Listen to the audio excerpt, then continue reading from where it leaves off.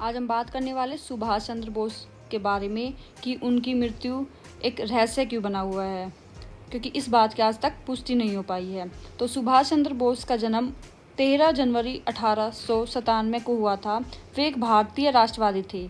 माननीय नेताजी 1920 और 1930 के दशक में इंडियन नेशनल कांग्रेस के नेता थे और वे 1938 एवं 1939 में भारत के अध्यक्ष बने। सुभाष चंद्र बोस एक ऐसे लीडर है जिन्होंने हर किसी को यूनाइट कर दिया और बहुत लोगों को ये बात पता नहीं है कि अगर सुभाष चंद्र बोस जिंदा रहते तो शायद भारत का बंटवारा भी नहीं होता। ये बात मोहम्मद अली जिंदा ने भी मानी थी। मोहम्मद अली जिंदा भी सुभाष चंद्र बोस के साथ काम करने को भी तैयार थे। सुभाष चंद्र बोस एक ऐसे लीडर थे जिन्होंने पूरे देश को यूनाइट कर दिया था। हमको डोनेशन चाहिए तो यहाँ पर औरतों ने, परिवारों ने धर्म जात पात को साइड में रखकर सब कुछ अपना दे दिया था। सुभाष चंद्र बोस बड़े अमीर परिवार से थे।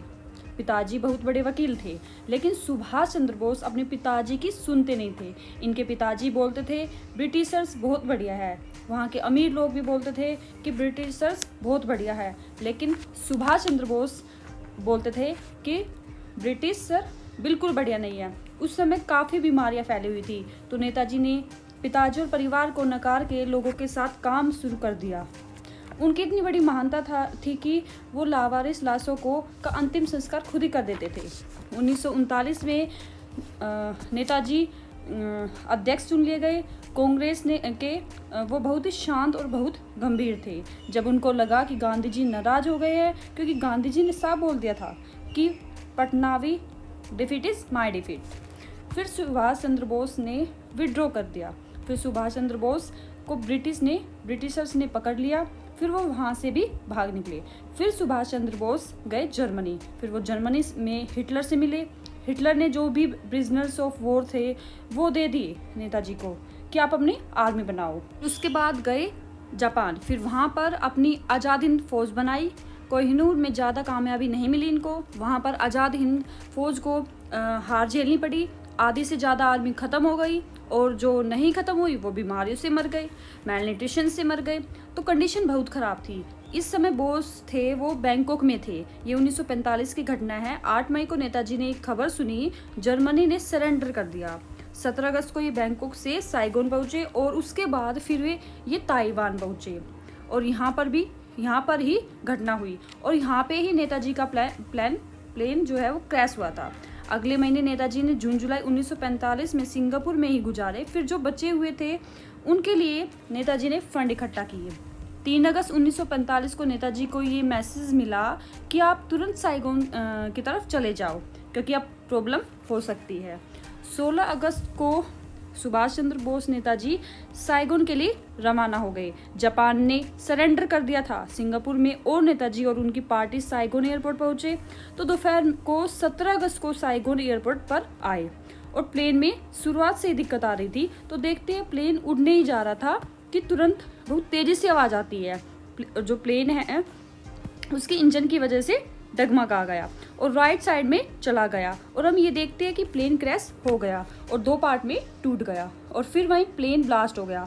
इसमें जो पायलट थे और जनरल सीडीए थे वो मर गए और कुछ लोग नेताजी के साथ थे वो ऑन द स्पॉट मर गए। इस हादसे में हबीबुर रहमान जो थे वो बच गए और उन्होंने बताया था कि नेताजी की उन्होंने जान बचाने की कोशिश की थी, लेकिन उनकी जान चली गई। और यहाँ पर हबीबुर रहमान बताते हैं कि मैंने नेताजी को बचाने की कोशिश की।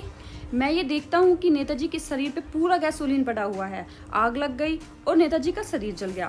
मैं उनको बचाने के चक्कर में मेरे हाथ भी जल गए और इस तरीके से नेताजी की मौत हुई। हालांकि जब नेताजी को हॉस्पिटल ले जाया जा रहा था तो वहाँ के सर्जन इंचार्ज हॉस्पिटल के थे, वो बोलते हैं कि उस समय तो बोस जिंदा थे जब हॉस्पिटल आए थे।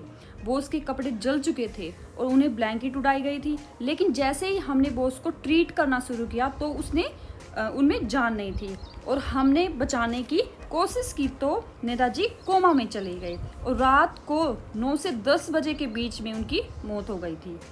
उसके बाद नेताजी का अंतिम संस्कार किया गया ताइहोर को कोरोमैट्रियम में 2 दिन बाद।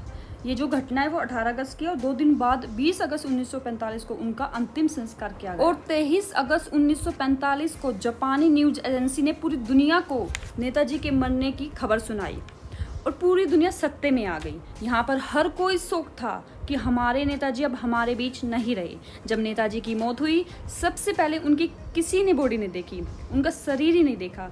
जो हबीबुर रहमान थे उन्होंने जो फोटो भी दिखाई उससे ऐसा लग रहा था कि वो बहुत दूर है, बल्कि जो हादसा है वो रनवे के पास ही हुआ था। यहाँ पर रूमर्स भी ये भी फैल रही थी कि नेताजी जिंदा है, नेताजी से बात की है। भोसले ने तो खुद ही बोला था कि वो नेताजी मरे नहीं है, वो तो चाइना में होंगे 1946 में। उसके बाद ये भी स्टोरी है कि नेताजी भारत वापस आए, नेताजी बच निकले। और एक ये बताते हैं कि सीक्रेट सर्विसेज के लिए उन्होंने काम किया। एक ये भी कहानी है कि नेताजी को अंग्रेजों ने पकड़ लिया और उनको ज़बरदस्त टॉर्चर करने लगे। यहाँ पर पूरी साजिश रची गई कि प्लान क्रैश है, बल्कि ताइवान की सरकार ने खुद माना कि इस तारीख को कोई प्लान क्रैश ही नहीं हुआ।